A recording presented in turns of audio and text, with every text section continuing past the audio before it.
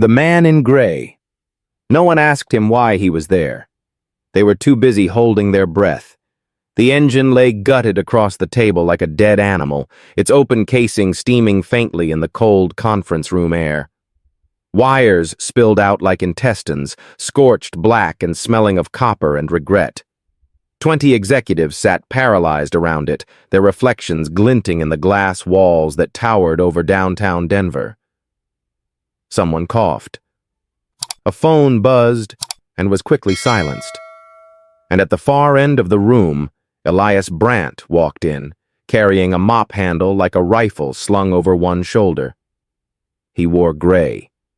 Everything he owned was some shade of it, his coveralls, his boots, even the rag sticking out of his back pocket. Only his eyes didn't match. They were a kind of worn green, the color of rusted copper and pine needles soaked in rain. He looked out of place beneath the halo of LED lights and projected performance graphs. And yet, there was something about the way he moved. Slow, unbothered. Like someone who had seen bigger things fall apart and had lived to sweep up the pieces. From her place at the head of the table, Reagan Calloway stood. Her heels clicked once, twice, 3 times. The rhythm was precise, like a warning. "Mr. Brandt," she said with mock politeness, folding her arms across a tailored cobalt jacket. "We ordered maintenance, not a miracle worker." Elias stopped beside the engine. His hand twitched slightly, as if resisting the urge to touch it. The table was littered with open laptops, half-drunk coffees, and printouts of failure reports. Every engineer in that room had touched the machine, tested it, argued over it. None of them had fixed it. Reagan walked to him, slow and deliberate. "You see this?" she said, gesturing at the smoldering wreckage. "This is a $4 million prototype. It was supposed to run for 60 hours on autonomous power, and instead, it dies after 13 minutes. We've had Stanford teams, MIT consultants, a former NASA director, and now you... What? Thought you'd take a shot between mopping floors?" She leaned close enough for her breath to fog his safety goggles. "Tell you what," she said softly. "Fix it. And I will triple your salary and name a wing after you. But when you fail, and you will, you'll be out of here before your mop dries." The silence was brittle, the kind of silence that cuts deeper than laughter. Elias said nothing. He set the mop gently against the wall and rolled his sleeves just once. Calloused hands revealed skin darkened by sun, not computer screens. On the inside of his wrist, a small inked tattoo, just numbers. Coordinates, maybe. A date. One of the engineers, a young woman named Zoe Tran, shifted in her seat. "I gave him the logs," she said, voice small. "He asked. I figured, what harm could it do?" Reagan's eyes locked onto hers like a hawk. "He asked," she repeated flatly. Zoe looked down at her hands. Elias reached for the engine. "No gloves?" someone muttered. He did not respond. He touched the housing with the flat of his palm like a doctor greeting an old patient. Then he tilted his head as if listening. Tick. The engine was still cooling, the metal letting off soft pings like a campfire dying in snow. Tick. He moved slowly, tracing wires with his fingers, nodding once, stopping, going back. The crowd watched. No one breathed. Then he spoke. "It's not a failure," he said, his voice low. "It's a misunderstanding." Reagan blinked. "I beg your pardon?" "This engine," he said, "was built to speak one language, but it's being corrected by software written in another." He looked over at the lead engineer. "This was assembled in Zurich, right? But your integration module was coded here." "Yes," the engineer replied slowly. "Metric meets imperial. Tolerances are clashing. The AI's correcting phantom errors. Every time it gets close to harmonic sync, it panics and overcorrects. That's what's causing the failure cascade." He looked at Reagan. You're trying to control a symphony by adjusting the volume, but the instruments are out of tune. Someone gasped. Zoe leaned forward. That's why the error loop always triggers at the same timestamp. It's compensating for a misread vibration signature, Elias said. It's not broken. It's speaking the wrong dialect. The room shifted. Engineers glanced at one another, expressions warping from disbelief to dawning realization. Reagan stepped back. You have 5 minutes, she said. Impress me. He bent over the engine. His movements weren't quick, but they were sure. A wire rerouted. A calibration matrix reset. His fingers worked like someone threading a needle in a moving car. He opened a small compartment and removed a brass harmonic disc the size of a coin. There's your real villain, he said. Calibrated for 3,000 inches. But this chamber was built for 76 millimeters. That's enough to throw everything off by a fraction of a heartbeat. Reagan stared at the tiny disc in his hand. That's it? She asked. It's not the size, Elias said. It's the rhythm. He replaced it with one from his own toolkit. No one knew why a janitor carried precision parts. No one dared to ask. He stepped back. Power it! Zoe looked to the lead engineer, who gave a nod. Her fingers tapped the command sequence. Lights on the engine blinked in sequence, red to yellow, then green. It started. Not with a roar, not with a bang, but with a hum so steady, so pure, that every sound in the room seemed to fade around it. At minute 12, there was no warning beep. At minute 13, nothing smoked. At minute 14, the diagnostic screen flashed stable. Zoe laughed. Just once, sharp and shocked. It's holding, she whispered.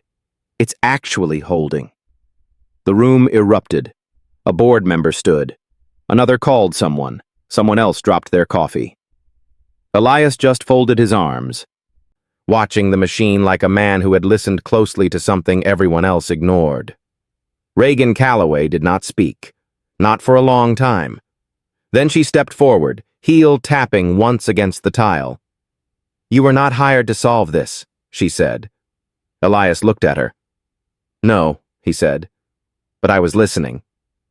She stared at him, this quiet man in gray who had pulled her company back from the edge with nothing but a wrench and intuition. And for the first time since her promotion, Reagan Calloway had nothing to say. Ashes and applause. Outside, snow collected in soft heaps on the rooftop garden.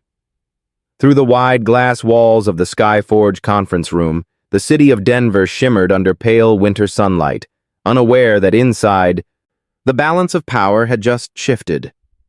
The engine continued to hum. It was subtle, too subtle for the men in tailored suits to understand. But to Elias Brandt it sounded like relief, the kind that comes after long silence when a machine finally finds its voice again. He stepped back, wiping his hands on a cloth he pulled from his pocket. His sleeves were rolled high now, revealing forearms streaked with years of labor and something more permanent. Burn scars across his left elbow, pale like old lightning. Reagan Calloway still stood at the edge of the room, hands clasped tightly in front of her, eyes fixed on the man who was not supposed to exist.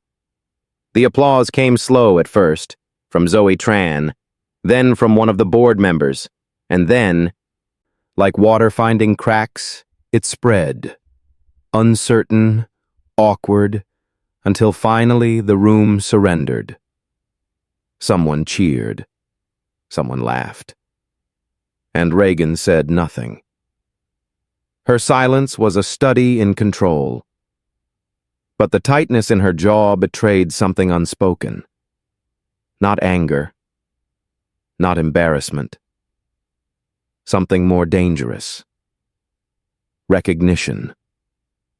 She walked to the console, ran her fingers across the readouts, then turned to the lead systems engineer, Mason Whitaker, who looked as though he had just witnessed a resurrection. Verify it, she said. He nodded and moved to the diagnostics. Already pulling system logs. Then run it again. she said. Extended test. I want full operating strain. Mason hesitated. Right now? Her voice left no room. Now! The engine responded like a thoroughbred released from the gates. It surged as the AI sent commands through the freshly calibrated channels. The interface stayed green. No lag. No vibration surge. No fault code. Zoe watched the readings and whispered something in Vietnamese that no one translated, but the tone said everything. Mason stepped back and looked to Elias. You said it was never the code? Elias shrugged. It wasn't the code's fault, it just wasn't listening. Mason opened his mouth to reply, but was interrupted by a soft knock at the door. 2 people entered, one in a tailored blue suit with a tablet under his arm, the other, taller, older, wearing a scarf despite the indoor heating. The room froze again. Jackson Rye, the chairman of the board, walked in like he owned the air. His assistant followed quietly, eyes scanning every expression like a poker player reading tells. Someone care to explain? Jackson asked, gaze sweeping the crowd. I hear our prototype is singing. Reagan moved first. She turned toward him, shoulders straight. We had a malfunction corrected. By who? Jackson asked. She hesitated. And in that pause, everything changed. Zoe spoke up. Mr. Brandt. Jackson looked at Elias. I thought you worked facilities. I do, Elias said. Jackson tilted his head. You fix engines too? Elias didn't answer, but the silence carried weight. Jackson walked to the engine, studied it, then turned to Reagan. The boardroom is watching this feed. You know, finance, Europe, legal. They're all waiting to see what you do next. Reagan's fingers twitched. We have a chain of command, she said, and a vetting process. Jackson smiled. It was not a kind smile.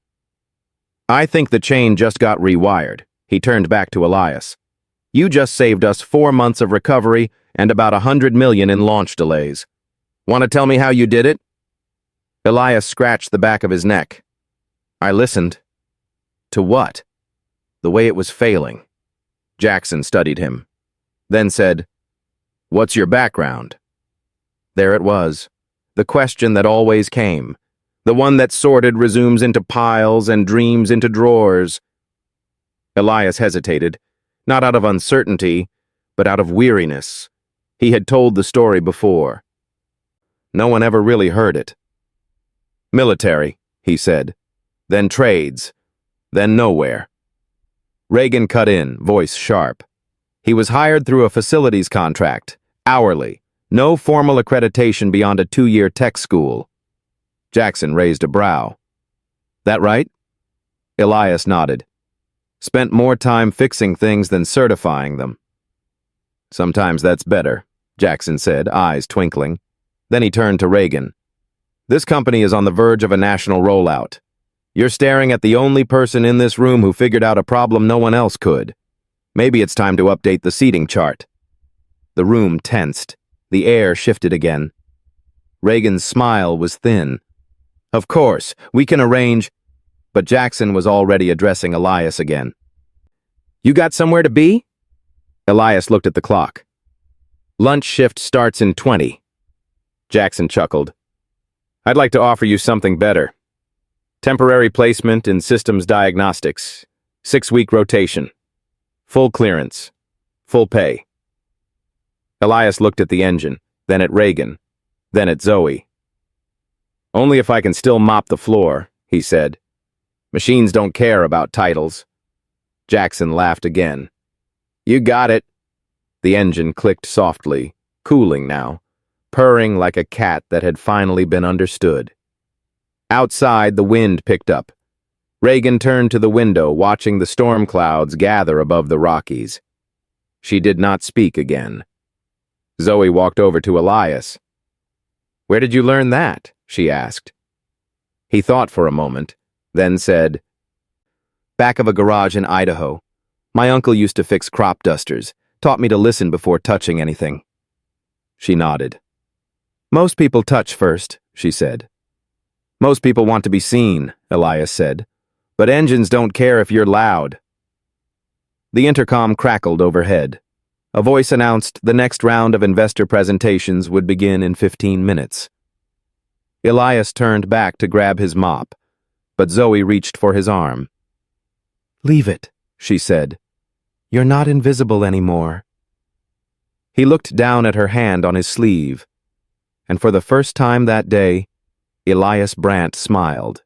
Not for them, not for redemption, just for himself. Between floors, the elevator climbed in silence. Its soft mechanical hum barely audible beneath the low jazz piped through hidden speakers. Elias Brandt stood near the back, his reflection faint in the brushed aluminum walls. He had never been above floor 11 before. The upper levels of Skyforge Mobility were reserved for directors, partners, and people who had business cards with embossed logos. Now, his maintenance badge hung lopsided from his belt, its plastic casing cracked near the clip. No one had replaced it. No one had thought he would ever need to be scanned above the floor where the loading dock groaned and forklifts beeped.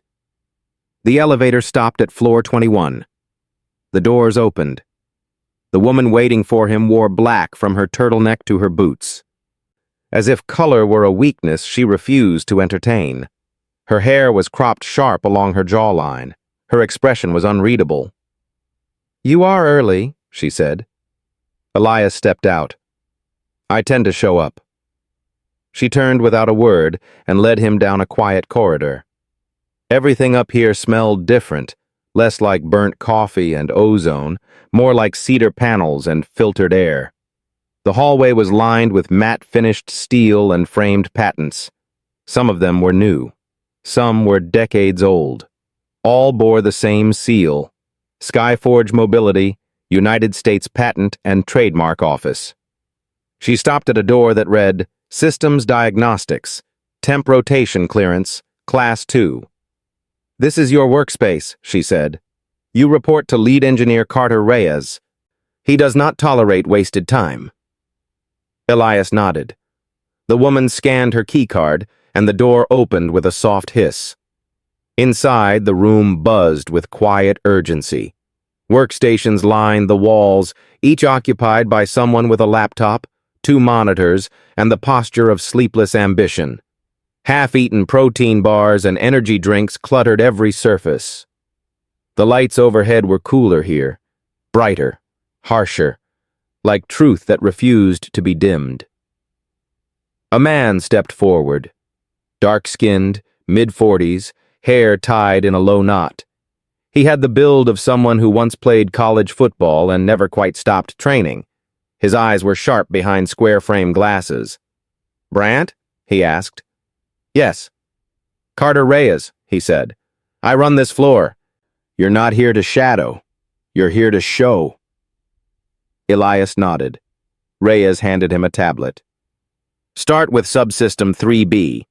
If you understand what you fixed yesterday, prove it by tracing the cascade backward and rewriting the simulation models to account for delta frequency resonance at 80% load. He paused. If that sounded like nonsense, there's the elevator. Elias didn't move. Reyes watched him for a moment, then pointed to an open station near the far wall. Show me. The screen lit up.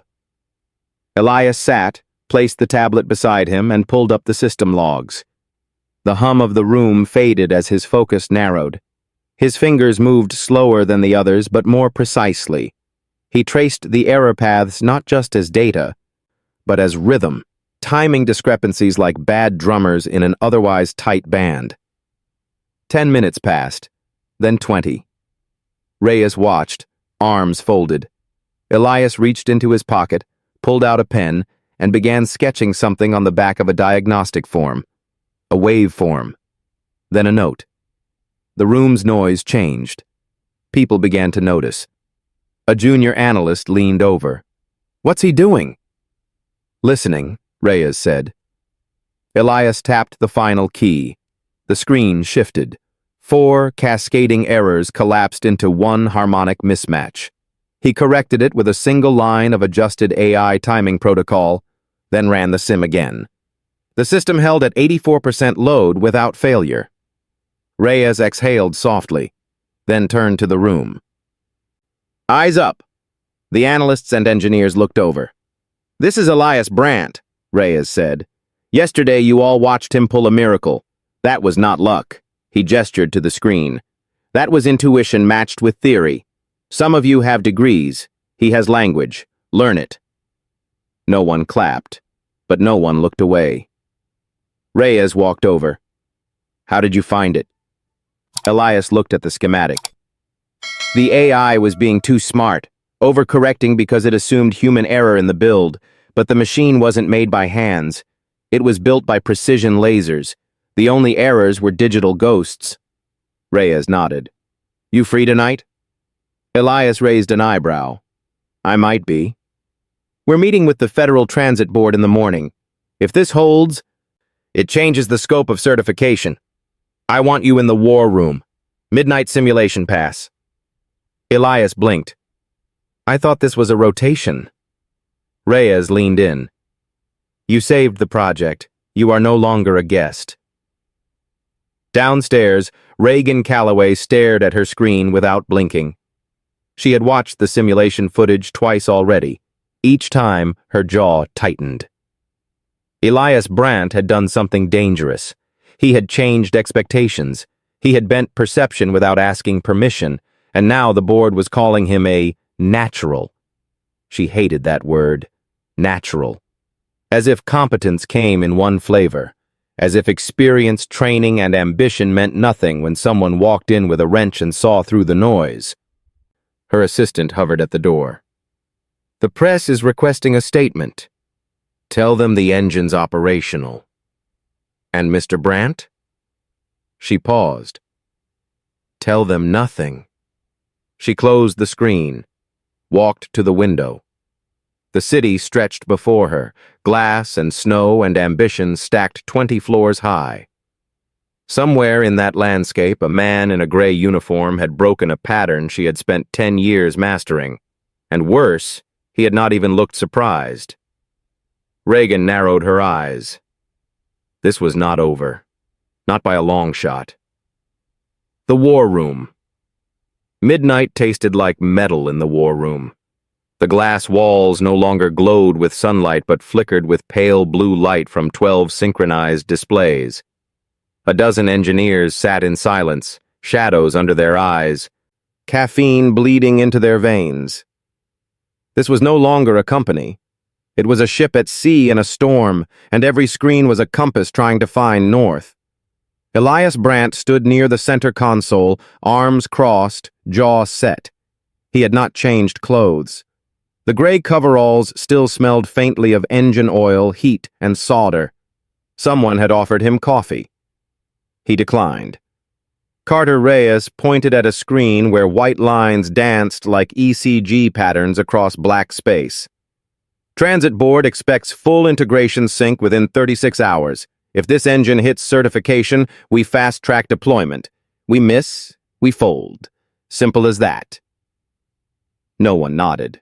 They all knew it. Zoe Tran adjusted the simulation inputs. Running pressure sync at 88%. We're holding harmonic stabilization. Reyes looked over at Elias. What do you think? Elias stepped closer to the screen. You're compensating too early. Let the feedback loop breathe. The system's not failing. It's trying to settle on its own. Zoe paused. That's risky. It's necessary, he said. You're overparenting the system. It needs freedom to stabilize. Reyes nodded to her. Do it. Zoe entered the command. The screen shifted. One line dipped sharply, then leveled out like a heartbeat finding its rhythm. Temperature readings stabilized. Pressure ratios aligned. The room exhaled. Carter crossed his arms. You ever do simulation engineering before? Elias shook his head. I did real-world engines. On tarmacs. In garages. On mountain roads? I learned when metal talks back. Someone at the back chuckled, tired but impressed. Another voice cut through the room, calm, controlled, precise. Then what do you make of this? All heads turned. Dr. Lena Warwick had entered without sound. Her lab coat hung open over a turtleneck and dress slacks, her silver hair swept back in a twist. She had once reverse-engineered the hydraulic failure of a military aircraft using only audio recordings. Her name was stamped on 12 patents. People did not challenge her.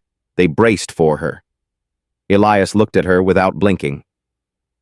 "I know who you are," he said. "And I watched your stream," she replied. 3 times. She stepped into the light. "You made something broken work. Now I need to know if it was instinct or something more dangerous. Understanding." She approached the simulation. Why did the AI mistranslate input vibration data after the temperature exceeded optimal by only 1.7 degrees?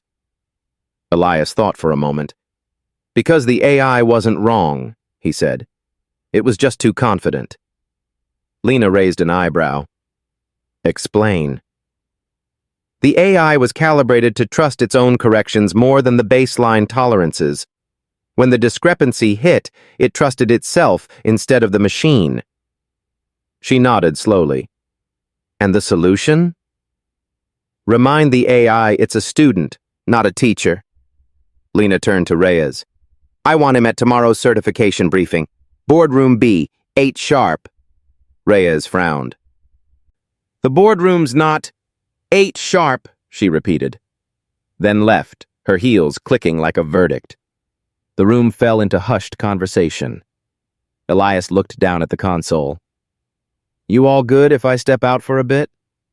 Zoe nodded. We've got the logs. Reyes glanced at him. Try to sleep. Big day coming. Elias left without answering. Outside, the night air sliced sharp through the parking garage.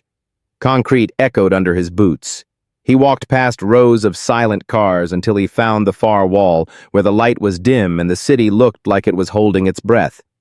He sat on the curb, pulled a flask from his coat pocket, and took a sip of lukewarm water. He did not smoke. He had quit years ago. But some habits stay without the need for a lighter, like the way his fingers curled as if expecting a cigarette that would never come. His phone buzzed. A single message. Unknown number. They're watching you. Stay sharp. He stared at it, then deleted it. He looked out at the skyline, remembering a different night, a different city, and a different machine that had exploded under his hands while others ran. His palms still carried the echo of that failure, the kind no certification wiped clean. Behind him, the parking garage door opened. Footsteps approached. He turned slightly. It was Zoe. She wore a hoodie now, sleeves pushed up. Her ponytail was undone. She looked younger, tired, real. I figured you'd be out here, she said. How? Quiet people always walk toward the dark. Elias smiled faintly. She sat beside him. I ran a deep trace on the AI parameters after you left, she said. Your fix was more than clever. It was surgical. I got lucky. No, you didn't. She paused. You've done this before. The way you move, the way you read a system. This isn't your first rodeo. Elias did not reply. She waited. Finally, he said, There was a convoy engine in Afghanistan, AI-guided terrain modulation, kept misreading incline gradient. I rewired the interface using scrap parts from a Russian radio. It worked, saved the route. Command gave me a reprimand for unauthorized adjustment. Zoe looked at him, stunned. You were in the field? 15 years ago. What rank? I don't remember, he said. I stopped using rank when I realized it didn't save lives. She nodded, quietly. They sat in silence for a moment. Then Zoe asked, Why come back? Why hide in a place like this? Elias looked at the distant glow of downtown. Because sometimes you're more useful when people underestimate you. Zoe tilted her head. Not anymore. No, he agreed. Not anymore. A car alarm chirped faintly across the street. Somewhere a siren echoed, then faded. A plane blinked across the sky like a silent promise. Zoe stood. I should get back. Elias stayed seated. You go. She hesitated. Then, tomorrow's not just a certification test. It's going to be political. Elias raised an eyebrow. Reagan's planning something, she added. And the board won't protect you if things get messy. I'm not here for protection. Then why are you here? He looked up at her, and for a moment, the weariness in his face cracked open to reveal something harder, older. Because when someone buries a thing they built, someone else has to dig it back out. Zoe left without another word. Elias Brandt sat alone in the dark and waited for dawn. Paper shields. The morning sun never touched Boardroom B. It was buried deep within the central tower, insulated by frosted glass and soundproof walls. Everything inside was matte, precise, deliberately neutral, like the conversations that took place there. Conversations where decisions wore suits and consequences were signed in triplicate. Elias Brandt stood at the far end of the long table, hands resting at his sides. He wore the same coveralls, washed but still stained at the cuffs. His boots were clean but not new. The security badge clipped to his chest had been upgraded, temporary level 3 access, but it still read facilities. The others entered in silence. First came Carter Reyes, flanked by Zoe Tran and 2 systems leads Elias had only seen in hallway reflections. Then came Dr. Lena Warwick, hair pinned tightly, lips drawn into the kind of line only decades in federal consulting could carve. And last, Reagan Calloway. She moved like someone auditioning for authority. Black tailored suit, no jewelry, a manila folder under one arm as if paper could still be a weapon in a room full of code. No one greeted Elias, not even with a nod. A large screen lit up at the head of the table. A live video feed displayed the Federal Transit Board, 4 men and 3 women, each square of their faces arranged like chess pieces. Their backgrounds were pristine, flags, bookshelves, city skylines. Behind them stood an army of analysts no one acknowledged. Reagan stepped forward. Thank you for joining us, she began. Today's demonstration will confirm operational readiness for the Vesta Drive Core, version 14. After weeks of irregular behavior, we have resolved all mechanical and software conflicts. The word we hung in the air like smoke. Dr. Warwick did not correct her, neither did Reyes. Elias said nothing. A woman on the screen adjusted her glasses. And the fault that delayed your certification? Reagan gestured toward the screen. A cascading miscommunication between mechanical tolerances and AI calibration. We traced it back to a misaligned harmonic buffer compounded by legacy unit conversions. The problem has been resolved. Zoe glanced at Elias. He looked straight ahead.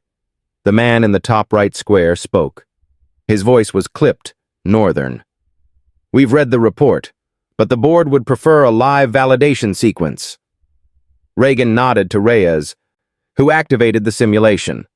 On screen, the engine parameters loaded in real time. Green lights blinked in clean rows. Torque, temperature, pressure, everything remained within threshold. The machine sang, and for a moment it seemed like that would be enough. But then the woman with the glasses said, "Who found the fault?" Reagan did not flinch. Our diagnostics team uncovered the issue during after-hours review. Several analysts contributed. Zoe's hand curled slowly into a fist on the table. Elias did not react. The woman continued, "And who implemented the final solution?" Reagan paused for a fraction too long. Before she could speak, Dr. Warwick's voice cut in. "Elias Brandt," she said, "facilities technician, former military systems engineer.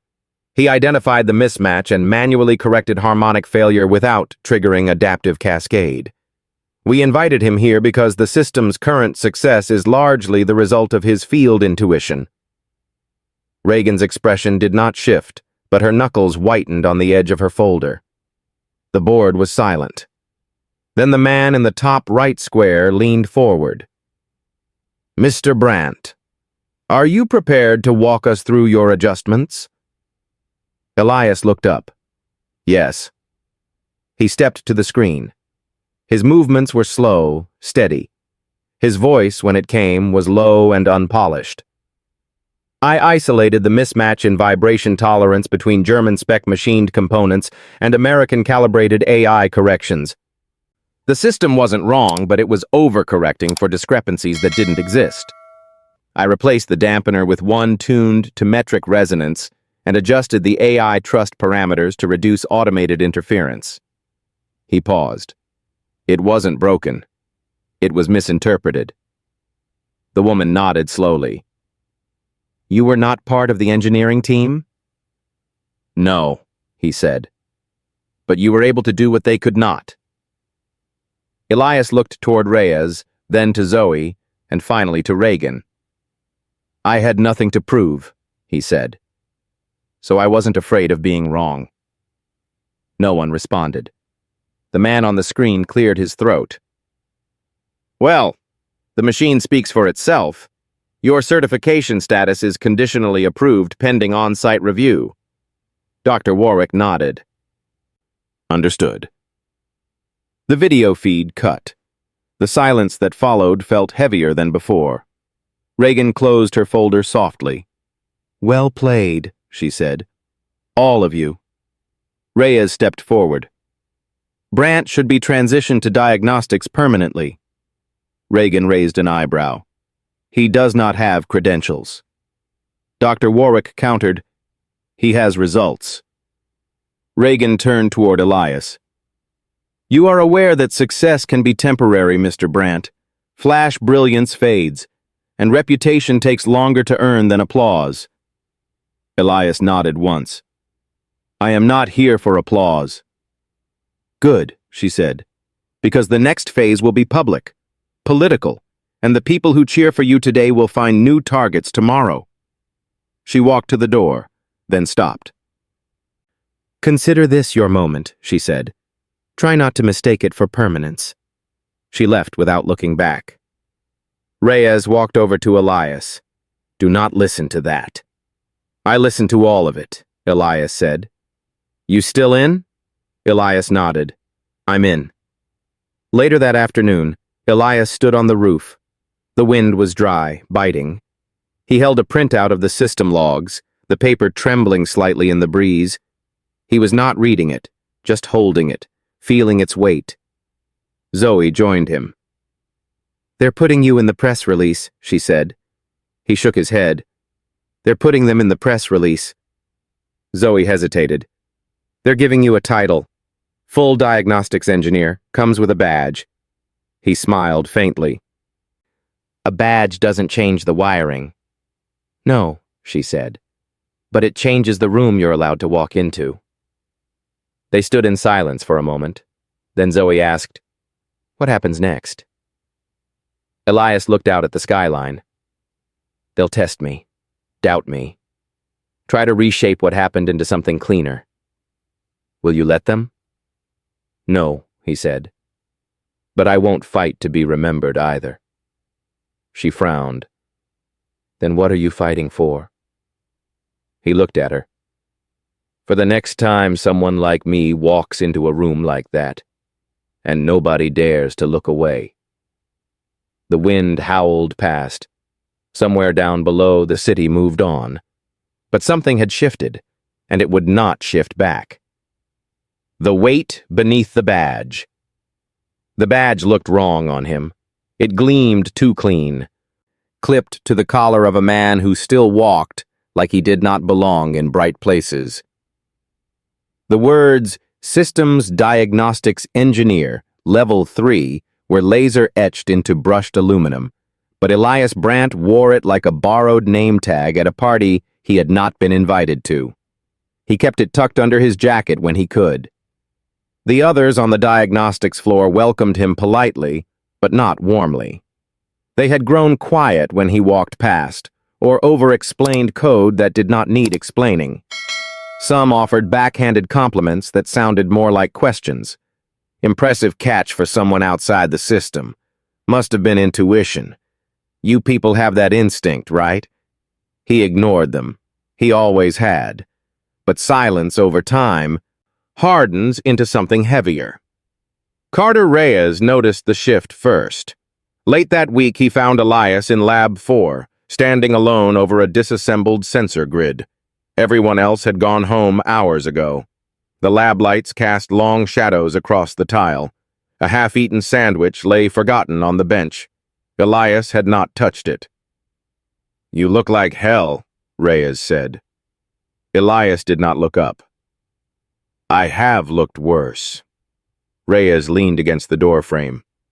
"You keep working like this, you'll burn out." "I'm used to fire." "That is not the same thing." Elias picked up a fiber cable and ran his fingers along its length. "Do you believe in earned space?" he asked suddenly. Reyes frowned. "Say again?" "The idea that some rooms do not belong to you until you do something impossible in them." Reyes took a moment before answering. "Rooms don't care," he said. "People do." Elias nodded slowly. "Then the people in this one still think I am trespassing." Reyes sighed. "They'll come around." "When?" "When you stop waiting for them to." He pushed off the wall. "Let them catch up to your shadow, Brant, not the other way around." That same night, a package arrived at Elias's apartment. No note, no return address. Just a plain envelope inside and a folded sheet of paper printed on heavy cardstock. A newspaper clipping, yellowed at the corners. "Unidentified mechanic saves convoy in northern Kandahar." The photo was grainy. Dust swirled. A figure crouched beside an armored engine block, wrench in hand. The face was half-turned, eyes blurred. But Elias knew. He knew. Beneath the clipping was a single line, printed in clean courier font. "They forgot, but I didn't." He read the sentence twice, then folded the paper carefully, placed it inside a steel box in the bottom drawer of his desk, and locked it. Some memories were better kept in steel. Across the city, Reagan Calloway sat in her corner office, staring at the live performance report. The new test module had held across 3 vertical climbs and a full 48-minute stress cycle. No failures, no lag, no risk flags. She hated how clean it was, not because it failed, but because it did not. Her assistant knocked and entered without waiting. "The CEO of Praxon Auto just called. They want to schedule a partnership call. They mentioned the mechanic by name." Reagan's eyes narrowed. "They used that word?" "Yes. Also said they were sending a delegation to tour the Denver lab next month." Reagan stood. "Cancel it." "But reschedule it. Push it into Q2. We are not ready to parade around borrowed genius." The assistant hesitated. "With respect, it is not borrowed. It is here." Reagan turned, slow and deliberate. "Nothing here is permanent yet." The assistant backed out of the room. Reagan walked to the window. She did not fear being wrong. She feared losing control of the story. And Elias Brant had rewritten hers without asking for a pen. The following morning, Elias was assigned a shadow. Her name was Alina Greer, and she introduced herself with the precision of a human spreadsheet. "I am here to observe and cross-document your procedures for training and diagnostics continuity," she said, handing him a clipboard with his own name typed at the top. "I will not interfere." "You already are," Elias replied. She blinked. "I am required to report all procedural deviations, including tone." He smirked. She followed him through the labs, scribbling constantly. watching how he recalibrated the vibration filters by ear before the instruments confirmed his adjustments. When she asked how he predicted error drift without mathematical models, he pointed to a faint whine in the ceiling ductwork and said, "Same way I know that's a loose vent, not a rat." She said nothing, but she wrote it down. At lunch, Zoe found them in the corner of the workshop, Elias eating quietly while Alina listed parts of his method aloud into a voice recorder. "Is she always like this?" Zoe whispered. "She's efficient," Elias said. "Does not blink much." Alina looked up. "I blink. Strategically." Zoe laughed, and for the first time in days, so did Elias. A real one, not the polite kind, not the practiced smirk, but something unguarded, like a door left ajar. Later that afternoon, Zoe pulled him aside. "You should let them see more of that," she said. "See what?" "The man behind the engine." "I am not the story," he said. "You are now," she replied, "whether you want it or not." He stared at her for a moment, then said softly, "That is what I fear most." That night, Elias walked home under a sky thick with stars. He passed under streetlights and construction cranes, past windows glowing with televisions and quiet dinners. No one looked at him. He liked it that way. But something followed. Not footsteps, not fear. A feeling that something was building. A wave. Recognition was a weight, and it had just begun to press down. The glass stage. The press came quietly at first.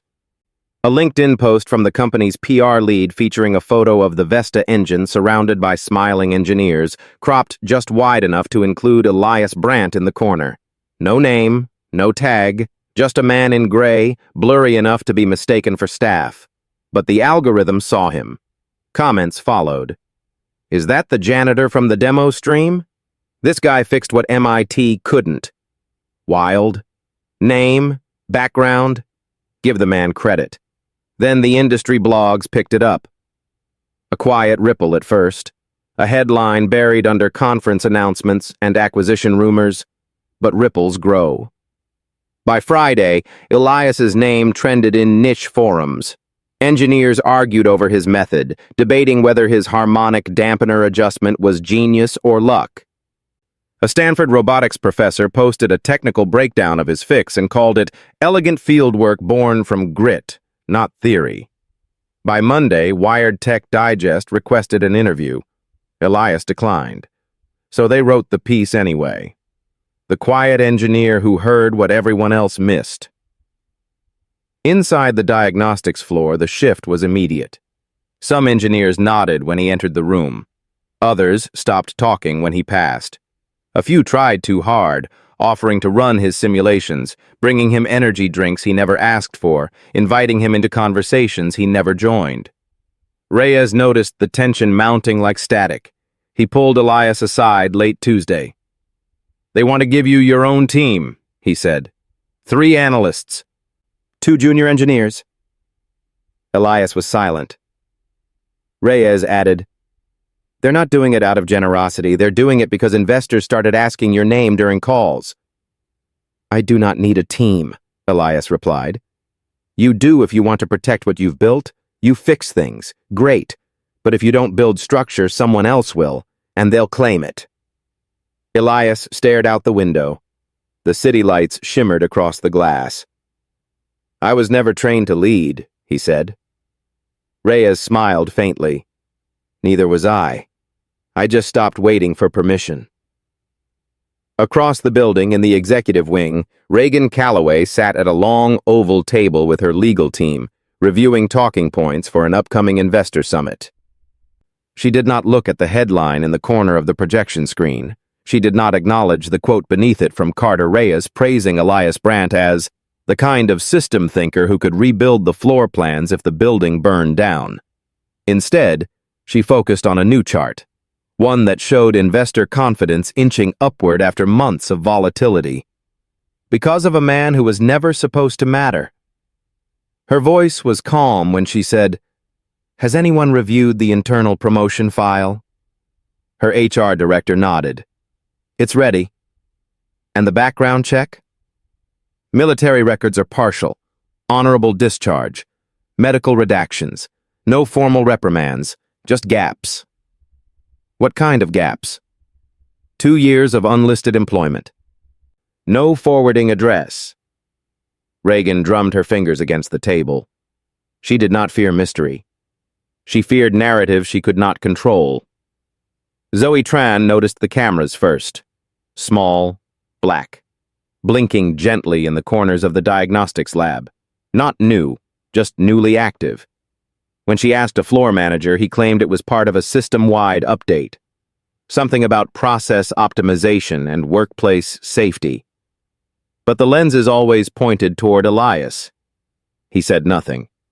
But he started keeping a second notepad, one that never left his coat pocket. Zoe confronted him in the break room. They're watching you. I know, he said. And you're letting them? What would you have me do? Smash the cameras?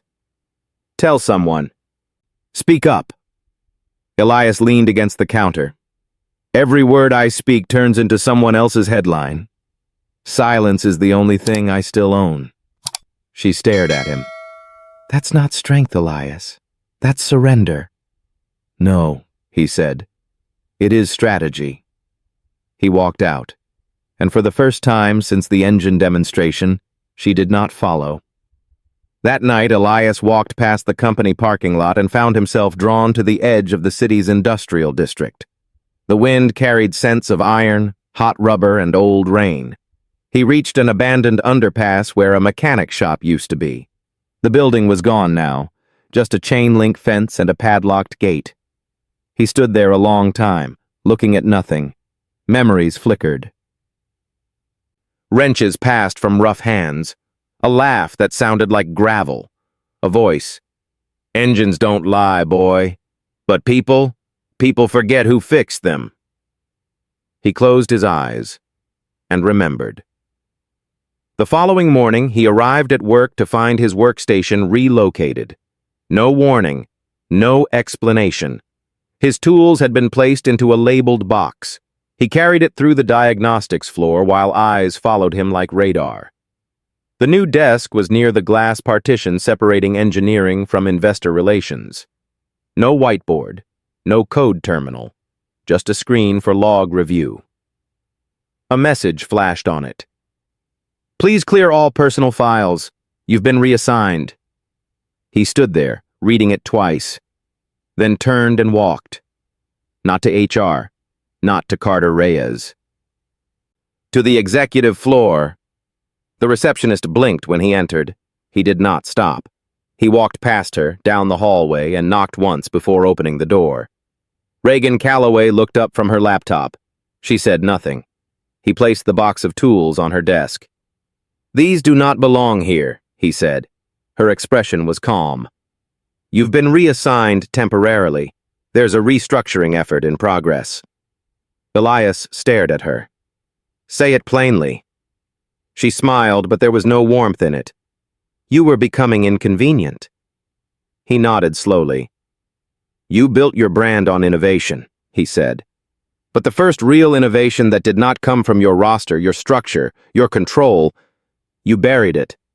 Correction, she said. I integrated it. Into what? She leaned forward. Into the story people will remember. And trust me, Elias, they only remember the ones told by those with microphones.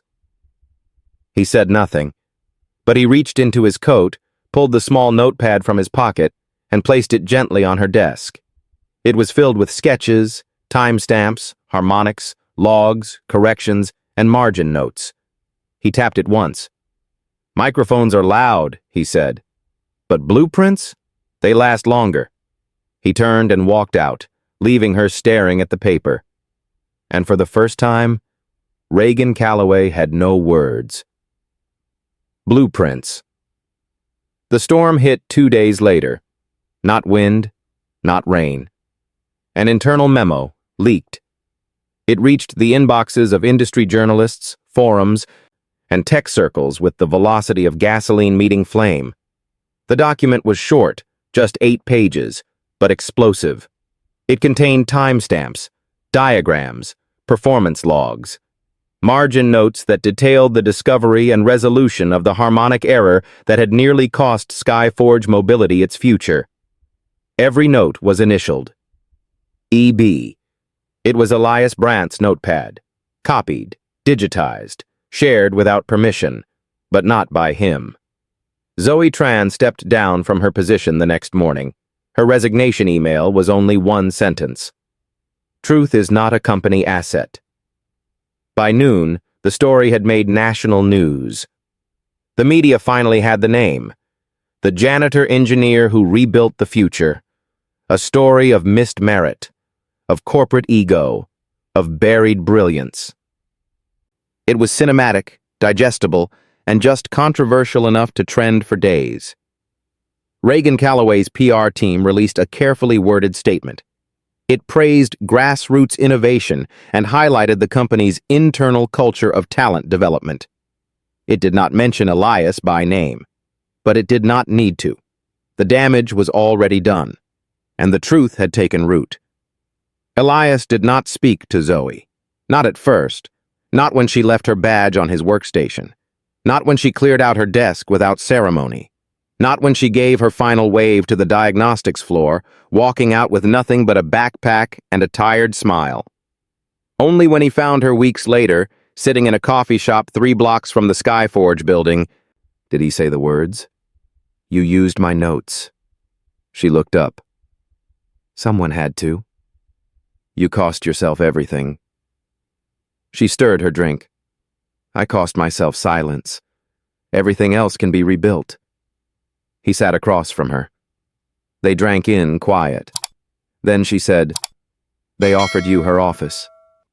His brow lifted. "They did?" She nodded. "Corner office, title bump, control over diagnostics and design, full team." He said nothing. "Did you take it?" "No." She sipped her coffee. "Why not?" He stared out the window. "I do not want a title if I have to defend it every time I walk into a room." "You already do," she said, "with or without the door plaque." He nodded slowly, then asked, "Why did you do it?" Zoe shrugged. "Because someday, a girl like me will speak up, and they will not ask to see her degree first." The company stabilized in the fallout. Skyforge kept its contracts. Investors were placated.